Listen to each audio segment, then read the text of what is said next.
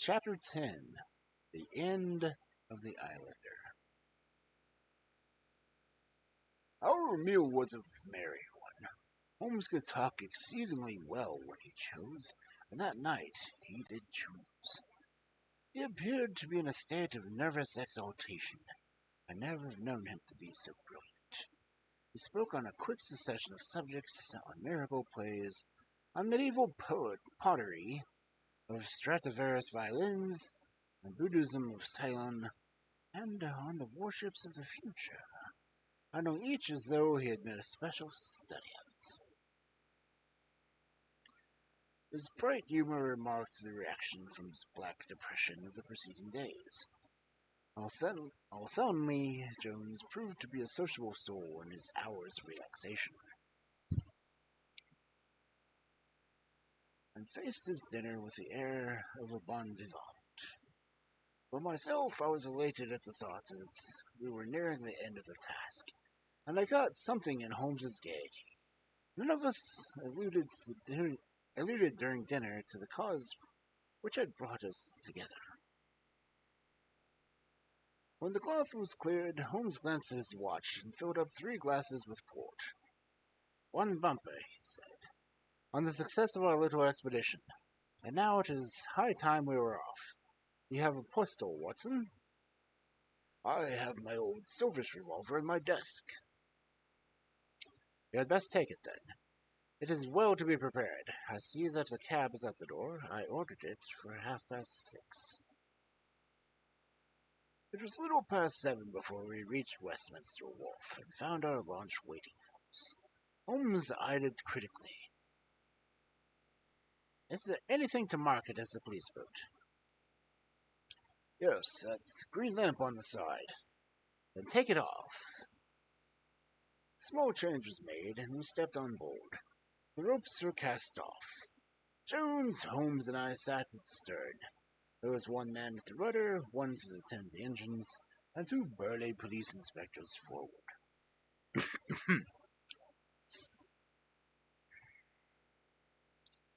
"Where to?" asked Jones.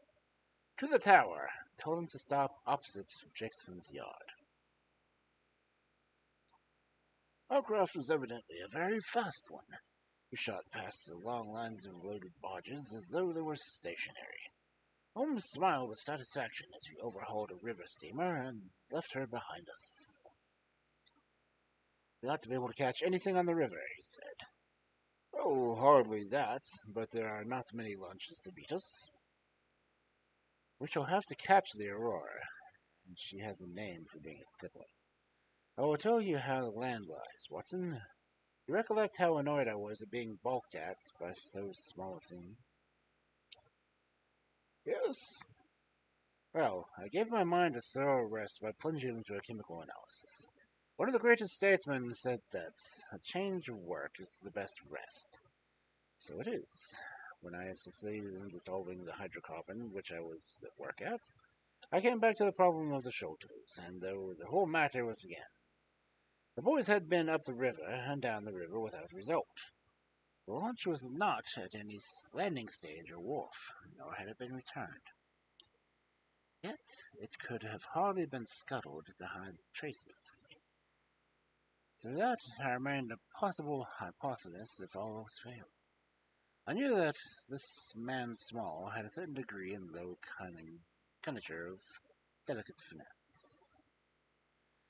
It is usually a product of higher education.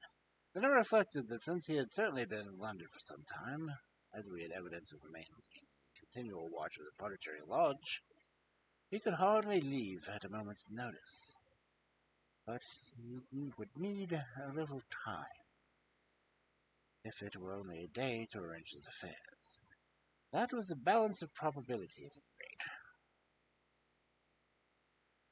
"It seems to me a little weak," I said. "It is more probable that he had arranged his affairs before he ever set out upon his expedition." "No, I hardly think so. This lair of his would be too valuable a retreat in case of need for him to give up until he was sure that he could do without it. But a second consideration struck me. Jonathan Small must have felt that he had top-coated. Jonathan Small must have felt that the particular appearance of his companion, however much he may have top-coated him, would give rise to gossip, so possibly be associated with an old tragedy. He was quite sharp enough to see that. They had started from their headquarters under cover of darkness, and he would have wished to get back before it was broad daylight. Now it was past 3 o'clock, according to Mrs. Smith, when they got to the boat. It could be quite bright, and people would be about an hour or so. Therefore, I argued that they could not go very far. They paid Smith well to hold his tongue and reserved his lunch for the final escape, and hurried to their lodgings with the treasure box. In a couple of nights, when they had time to see what the papers were, whether there was any suspicion, they would make their way under cover of darkness to some ship, Gravesend, or in the Downs, for no doubt they had already arranged for the passages to America, colonies. A launch? They could not have taken that to their lodgings. Quite so. I argued that the launch must be no great way off, in spite of its invisibility. I then put myself in the place of Small, looked at it as a man of his capacity. He would probably consider that to send back the launch or to keep it at a wharf would make pursuit easy if the police did happen to get on its track. How, then, could he conceal the launch and yet have her at the hand wanted? I considered what I should do myself if I were in his shoes. I could only think of one way of doing it. I might hand the launch over to some boat builder or ship repairer, with directions to make a trifling change in her.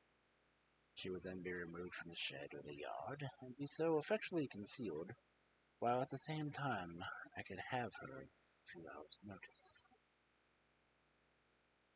That does seem simple enough. It is just these very simple things which are extremely liable to be overlooked.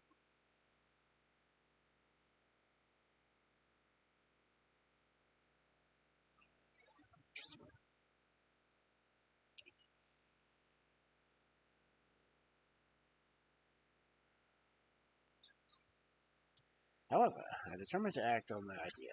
I started at once in this harmless seaman's rig, and inquired at all the yards down the river. I drew blank at 15, but at the 16th, Jacobson's, I learned that the Aurora had been handed over to them 2 days ago with the wooden-legged man. Some trivial directions as to her rudder. Ain't not messes with a rudder, said the foreman. There she lies with the red streaks. At the moment, who should come down but Mordecai Smith, the missing owner, who is rather the worse for liquor. I should not, of course, have known him, but he bellowed out his name and his lunch was the name of his lunch. I want it tonight at 8 o'clock, he said. 8 o'clock sharp, mind, for I have two gentlemen who won't be keep waiting. They had evidently paid him well, for he was very flush with money, chuckling shillings about to the men. I followed him for some distance, but he subsided into an alehouse, so I went back to the yard, and, happening to pick up one of the boys on the way, I stationed him at the front sentry of the launch. He is to stand at the water's edge and wave his handkerchief to us when they start. We shall be lying in the stream. It shall be a strange thing if we do not take men, treasure, and all. You planned it all very well and neat, whether they are the right men or not, said Jones. But if the affair were in my hands, I should have already had a body of police in Jacobson's yard and arrested them when they came down. Which would have been never. This man Small is a pretty shrewd fellow. He would send a scout on ahead, and if anything made him suspicious, he would lie snug for another week. But you might have snuck in Mordecai Smith to be led to the hiding place, said I. In that case, I should have wasted my day. I think that it is 100 to 1 that Smith's knowing where they live. As long as he has liquor and good pay, why should he question? They sent him messages what to do. Now I thought over every possible course. This is the best. While the conversation was proceeding, we had seen shooting a long series of bridges which spanned the Thames. As we passed the city, the last rays of the sun were gliding over the summits of St. Paul's. It was twilight before we reached the tower. That is Jacobson's yard, said Holmes, pointing at a bristle of masts and riggings on the Surrey side. Cruised gently up and down, here under cover of the string of lighters. He took a pair of night glasses from his pocket and gazed some time towards the shore. I see my sentry at his post, he remarked, but no sign of a handkerchief. Suppose we go downstream a short way and lie in wait for them, said Jones eagerly. We were all eager by this time, even the policemen and the stokers, who had been the very vague idea of what was going forward. We have no right to take anything for granted, Holmes answered. It is certainly 10 to 1 that they go for downstream. Twin God be certain. From this point we can see the entrance of the yard. They can hardly see us. It will be a clear night and plenty of light. Must stay where we are. See how folks swarm over yonder in the gaslight. They're coming from work in the yard. Dirty little rascals. But I suppose everyone has to come some little immortal spark concealed about them. You would not think it to look at them. There's no priori probability about it. Strange enigmas, man. Someone calls him a soul concealed in an animal, I suggested. Winwood Reed is very good upon the subject, said Holmes. He remarks that while the individual man is an insoluble puzzle, the aggregate becomes a mathematical certainty. You can, for example, never foretell what any one man will do, but you can say with precision what an average number will be up to. Individuals vary, but percentages remain constant. So says the statistician. But do I see a handkerchief? Surely there's a white flutter over yonder. Yes, it is our boy, I cried. I can see him plainly. And there is the Aurora, exclaimed Holmes. Going like the devil. Full speed ahead, engineer. Make after that launch with the yellow light. By heavens, I shall never forgive myself if she proves to have the heels of us. She had slipped unseen through the yard entrance and passed behind 2 of the 3 small craft, so that she had fairly got her speed up before we ever saw her. Now she was flying down the stream, near into the shore, and going at a tremendous rate. Jones looked gravely at her and shook his head. She is very fast, he said. I doubt if we shall catch her. We must catch her, cried Holmes, between his teeth. Keep it on, stokers. Make her do all she can have. If we burn the boat, we must have them.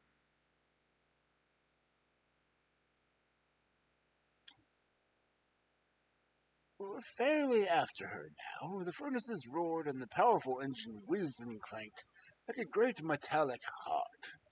Her sharp, steep prow cut through the still river water and sent 2 rolling waves to the right and left of us. With every throb of the engines, we sprang and quivered like a new living thing. One great yellow lantern in our bows threw a long, flickering tunnel of light in front of us. Right ahead, a dark blur upon the water showed where the Aurora lay, and the white swirl of foam behind her spoke of the pace at which she was going. We flashed past barges, steamers, merchant vessels, in and out, behind this one and around the other. Voices hailed us out of the darkness, and still the Aurora thundered on. And still we followed close upon her track. Pilot on, men! Pilot on! cried Holmes, looking down into the engine room with a fierce glow from below beating upon his eager, aquiline face. Get every pound of steam you can! I think we could gain a little, said Jones, with his eyes on the Aurora. I'm sure of it, I said. We shall be up in her in a very few minutes. At that moment, however, our evil fate would have it. A tug of 3 barges and tow blundered in between us. It was only putting our helm hard down that we avoided the collision, and before we could round them and recover our way, the Aurora had gained 200 yards. She was still, however, well in our view, and the murky, uncertain twilight was settling into a clear, starlit night. Our boilers were strained against their utmost, and the frail shell vibrated and creaked with a fierce energy while she was driving us along. We had shot through the pool, past the West India docks, and down the long Deptford Reach, and up again in the rounding the Isle of Dogs. The dull blur in front of us resolved itself now clearly enough to the dainty Aurora. Jones turned our spotlight upon her so that we could plainly see the figures upon her deck. One man sat by the stern with something black between his knees, over which he stooped. Beside him lay a dark mass which looked like a Newfoundland dog. The boy held the tiller, while against the red glare of the furnace I could see the old man Smith, stripped to the waist and shoveling coals for his dear life.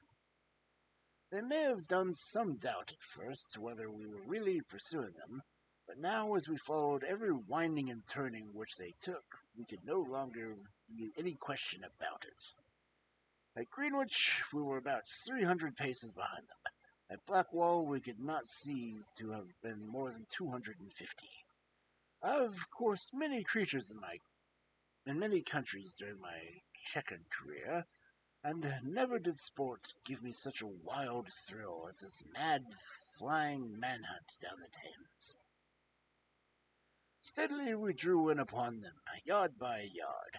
In the silence of the night we could hear the panting and clanking of their machinery. The man in their stern still crouched upon the deck, and his arms were moving as though that he were busy, while every now and then he would look up and measure with the glance the distance which still separated us. Nearer we came, and nearer.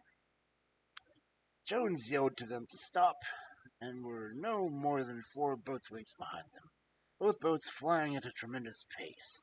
It was a clear reach of the river, with Barking level upon one side, and melancholy Plumstead marshes upon the other.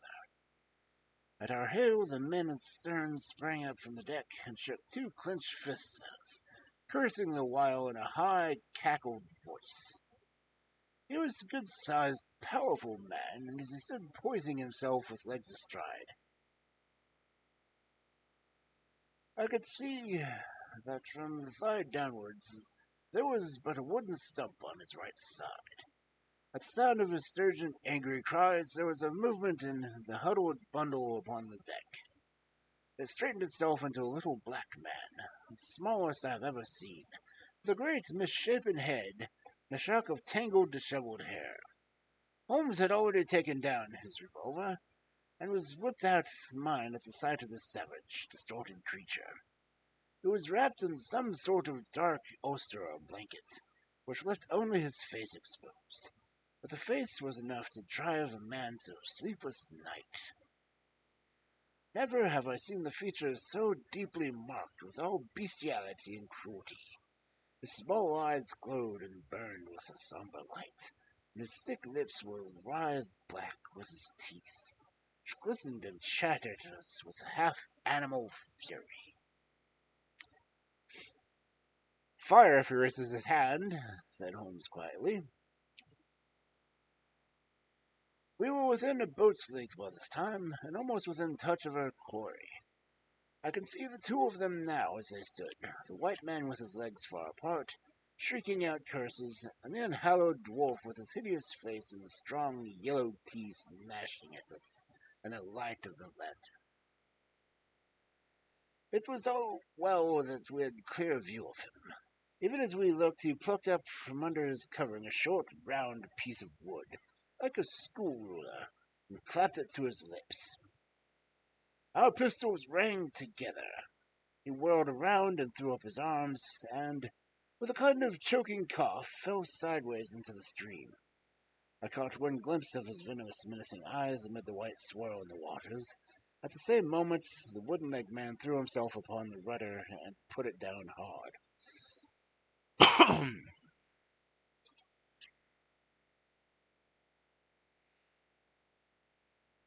So that his boat made straight in for the southern bank, while we shot past her stern, only clearing her by a few feet.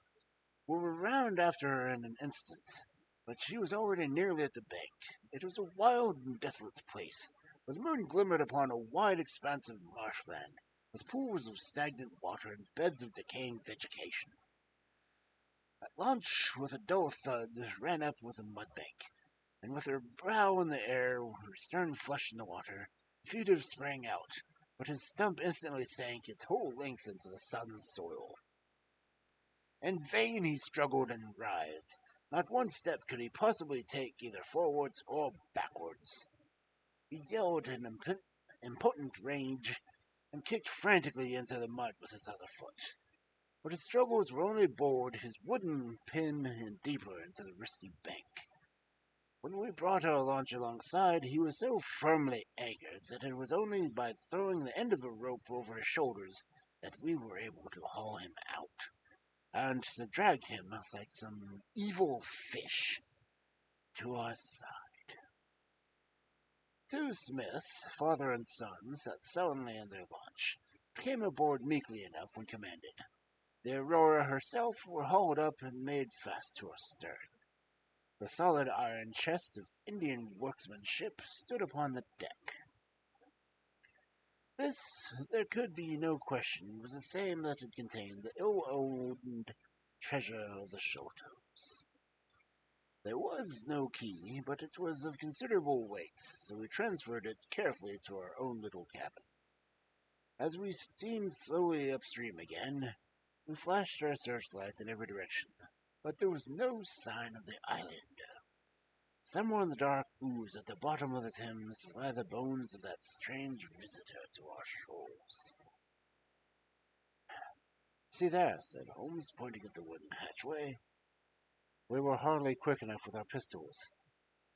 There sure were enough, but behind we were standing struck one of those murderous darts which we knew so well.